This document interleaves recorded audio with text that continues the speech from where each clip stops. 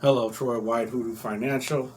Today, I just want to say a few words about cryptocurrencies. And today, I am taking an alternative viewpoint. Um, let's just dive in. Um, One of the things, El Salvador is putting pressure on other nations to adopt Bitcoin. Since they adopted Bitcoin as their central currency, and historically, new money starts as a collectible, just like the other these digital currencies have, and more people begin to accept it, and then it becomes used as a storage of value. After it becomes used as a storage of value, then it becomes more widely used as a medium of exchange, until finally it's used as a unit of accounting, like a dollar, like an actual paper dollar. And at this stage, it's largely accepted around the world or around your ecosystem when you think of historical, where I want to give you a historical comparison. Um, but these criteria, these points that I discussed, favors Bitcoin, and it favors the early adopters of Bitcoin. But there are some of the people in the Federal Reserve and in the corporate world. I'm forgetting their names right now, but that are not so bullish on digital assets in general, specifically currencies. And everyone's gung ho with blockchain, but using Bitcoin and such, they're not so much. And I understand their argument, and I will give you a why do I understand, and have to say, you know what, I agree with what you're saying though. And that's, if you look at the early days of money in the United States of America, there wasn't a central bank. This is before the Federal Reserve system set up. Maybe not before they even set up, but before it was the way that it is now, a central bank. So at that time, your state would authorize a bank to be a bank, and so each bank had its own currency. And so in some circumstances, the state might have a currency, but often the bank itself had a currency. So that's fine, because the bank was local, the businesses are local. The businesses bank with that bank, and the people bank with that bank. So you could trust that when you use the dollar, this funny looking money from this bank, then you can go spend it at the local store and buy your goods and services, right? So that's fine. But what about when you go to another state? Then it was not fine. And so, that situation was not sustainable. And what I've heard, a lot of the regulators' complaints, and I've even heard some say that they don't even see the digital currencies as being sustainable. And I damn near agree with them, because if you have too many of them, then think about it. Why? What is their value? Their value is as a storage of value and as a means of exchange. Okay, and then, but most people don't use them for either one of those. They're speculating, and they want to benefit from the rise in the value of a particular coin. That's the only reason they care.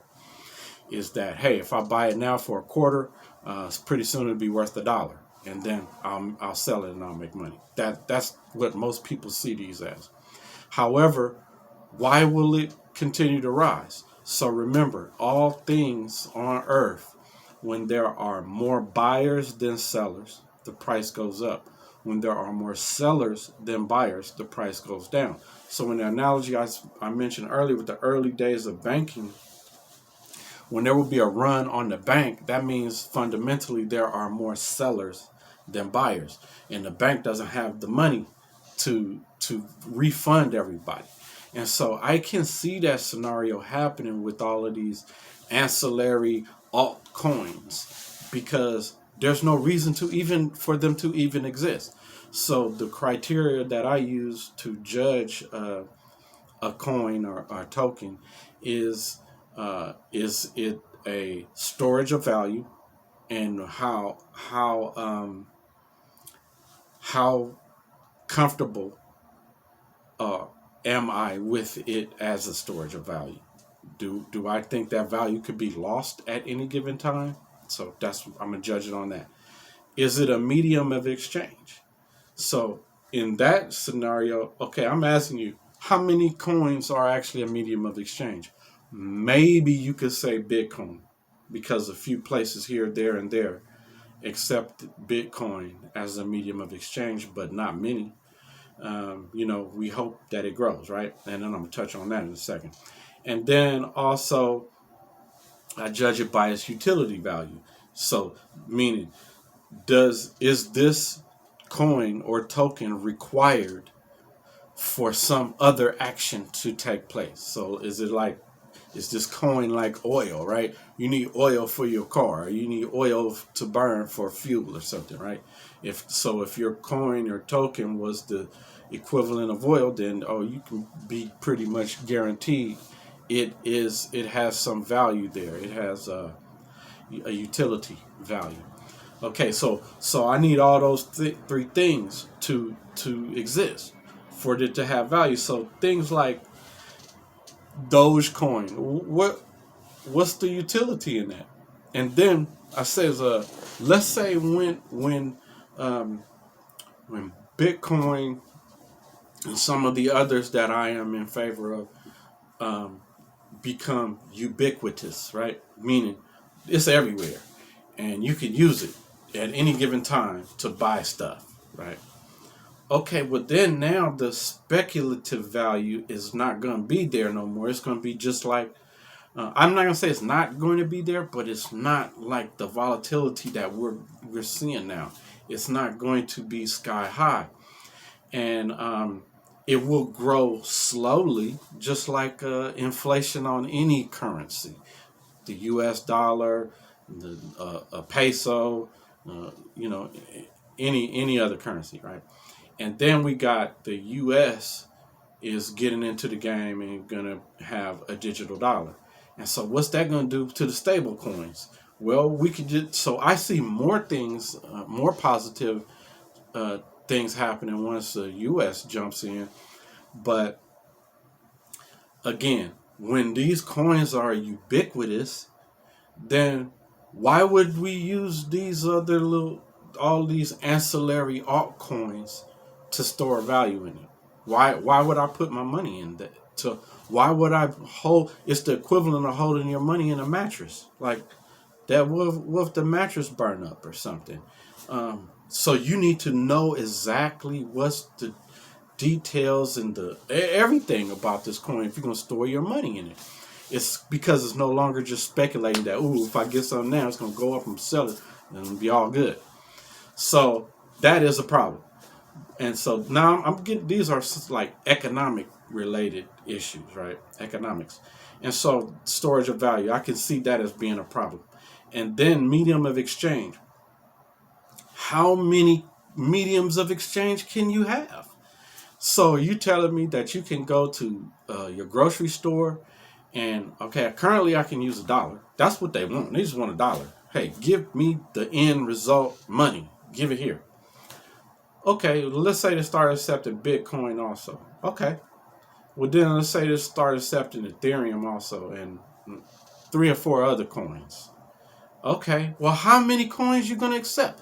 That was the same problem as in the 1800s with the too many banks were issuing notes, bank notes. You heard of greenbacks?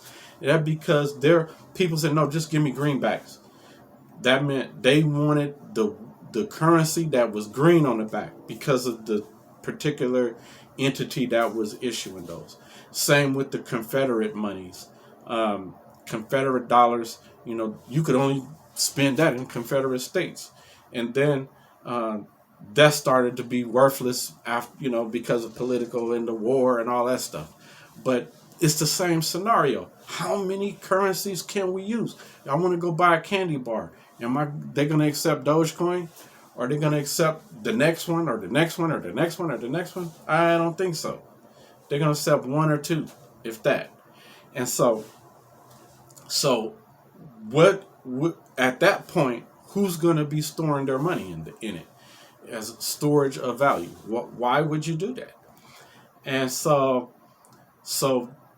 I hear talk about, hey, this is just not sustainable, and as much as I'm gung ho with digital assets, cryptocurrencies, I'm like, yeah, if I play it all out from an economic standpoint, hey, we can't do this just endless amounts of coins, and you know, I could see the value dropping like a hot potato, like a hot rock, because you know, once, like I said, more buyers than sellers, the price goes up. More sellers than buyers, the price goes down. So once we get the mindset that, hey, this particular altcoin is not cool no more, then you're going to sell it. Once you sell it, I'm selling it. Once I sell it, he's selling it. Once he sells it, she's selling it. And so on and so on and so on. Okay, nobody buying in. The price is, as you trying to jump off the boat is getting smaller and smaller and smaller. It's just going to be no boat there left. There's no more life rafts left. And so I almost see that as an inevitability when you just follow the economic science out and you look at the historical context. And but yet I'm bullish on a lot of them. But this one thing they gotta have, I need to be assured in some way that there is a likelihood that they remain a storage of value. I need to be assured in some way that they are a medium of exchange for something. I can exchange it somewhere for something. And it has some sort of utility. It does something. What does it do? If it don't fit none of those, you might see a good couple of years run and be smiling, and hopefully you one of those who profit on the way up. But I could see a crash for many altcoins. So anyway, those are my thoughts. What y'all think? Holler later.